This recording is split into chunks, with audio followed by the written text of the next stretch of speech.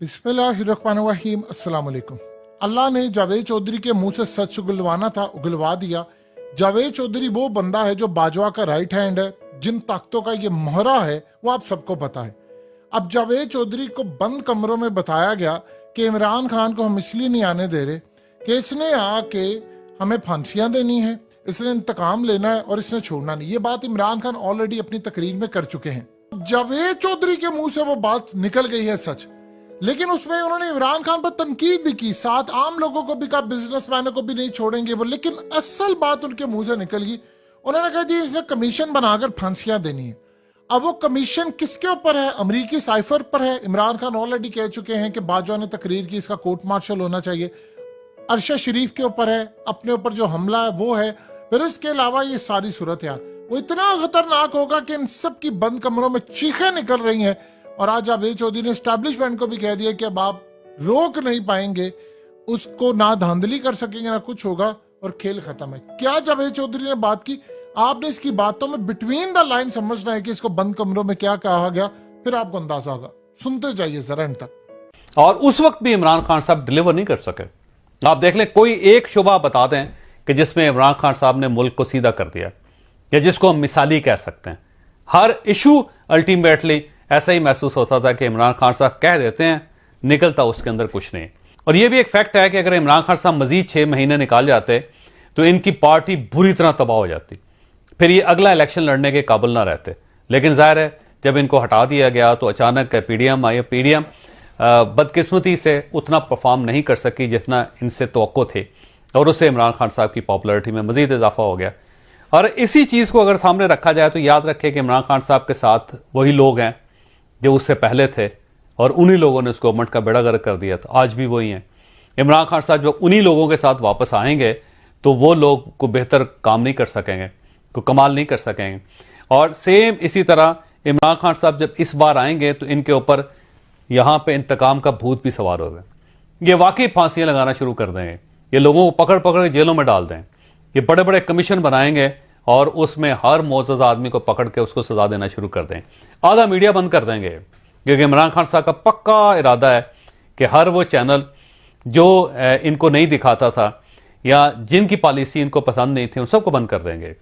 और बिजनेसमैन जिन्होंने इनके साथ धोखा किया, जिन्होंने इनको इस बेवतनी के दौर में, इस इक़्तिदार से फरागत के दौर में सपोर्ट नहीं किया, उन सब की फैक्ट्री भी बंद हो जाएंगी। लिहाजा इंतकाम इमरान खान साहब ठीक ठाक लेंगे। लेकिन इसके बावजूद मैं ये समझता हूं कि इमरान खान साहब को वापस आना चाहिए। इसलिए वापस आना चाहिए कि ये जो रोमांस है इमरान खान साहब का, इसको ख़त्म करने का बेहतरीन तरीका यही है। अब आप कमाल देखें कि जो इनके वोट हैं, जो इनके मुकाबले में 10 उम्मीदवार थे, उन सब के वोट्स को इकट्ठा कर लिया जाए तब भी ये सारे वोटर्स मोहसिन लगारी साहब के करीब नहीं पहुंचते। फिर भी 10,000 की लीड बाकी बच जाती है। तो ये एक वाज़ेह पैगाम है पाकिस्तान के इदारों के लिए, हुकूमत पाकिस्तान के लिए, आवाम के लिए, मीडिया के लिए, कि इमरान खान साहब वाकई पॉपुलर हैं। इसमें कोई शक नहीं कि इमरान खान साहब अगर आज इलेक्शन करवाने में कामयाब हो जाते हैं तो ये वाकई जीत के प्राइम मिनिस्टर दोबारा बन जाएंगे। और ये एक हकीकत है जिसे मेरा ख्याल है अब मान लेने में कोई हर्ज नहीं है।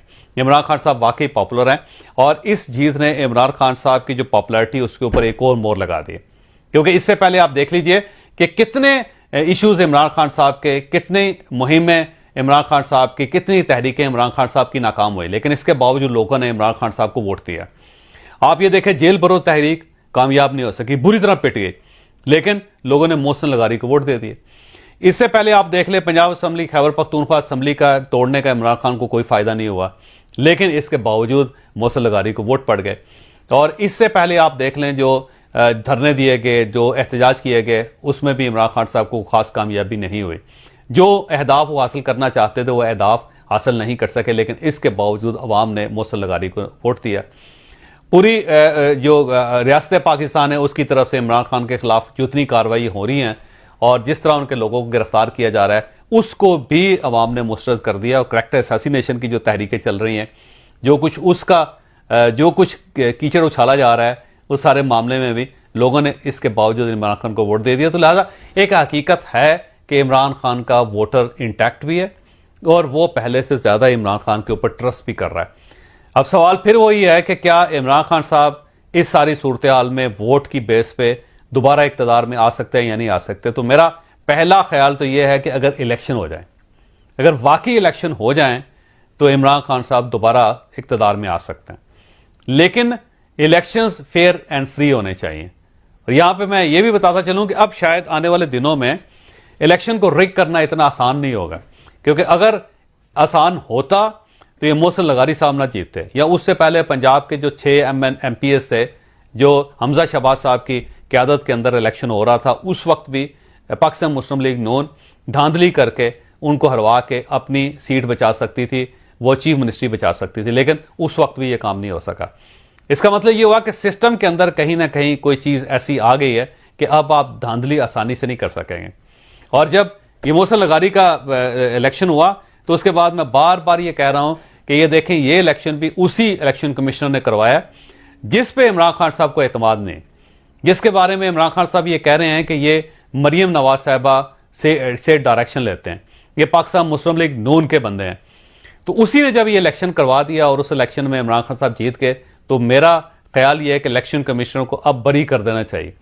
अब उनकी इज्जत अफजाई जो है वो होनी चाहिए, अब उनकी इंटेग्रिटी को तस्लीम कर लेना चाहिए कि वो शख्स इतनी बुली के बावजूद, इतने प्रेशर के बावजूद भी इलेक्शन ठीक करवा रहा है। तो इमरान खान साहब को एक चीज़ तो ये माननी चाहिए। दूसरा, रियासत को अब इमरान खान साहब की रिट मान लेनी चाहिए, उन्हें मान लेना चाहिए कि इनके अंदर पोटेंशियल है, और लोग तमाम तर एफर्ट के बावजूद इमरान खान साहब को छोड़ने पे या इनसे मुंह मोड़ने के लिए तैयार रहे हैं। ये एक हकीकत है जिसे मानना पड़ेगा बहरहाल। लेकिन अब सवाल ये वही है कि इमरान खान साहब क्या वापस आ सकते हैं? देखिए, इमरान खान साहब का याद रखिएगा पॉपुलर बहुत है, लेकिन उनके अंदर पोटेंशियल नहीं है गवर्नमेंट चलाने का। अगर उनके अंदर पोटेंशियल होता तो पिछले 3.5 साल में वो कुछ ना कुछ कर देते, और वो 3.5 साल भी बड़े सुनहरी थे, उसमें पूरी एस्टैब्लिशमेंट इमरान खान के साथ थे। इन एस्टैब्लिशमेंट ने 3.5 साल में को इमरान खान को सपोर्ट करने के अलावा काम कोई नहीं किया। अगर सऊदी अरेबिया नाराज हो गया तो इमरान खान साहब को दोबारा सऊदी अरेबिया ले जाया गया, सऊदी अरब को दोबारा राजी किया गया और कहा गया कि हमारा प्राइम मिनिस्टर है, आप इसकी इज्जत करें। अगर अमेरिका नाराज हो गया तो पूरी लॉबी करके ट्रंप के साथ इमरान खान साहब को बिठाया गया। अगर चाइना से नाराजगी हुई तो आर्मी चीफ बार बार चाइना जाके प्रेसिडेंट से मिलके उन्होंने उन्हें राम किया, और उसके बाद फिर इमरान खान साहब को दौरा करवाया गया।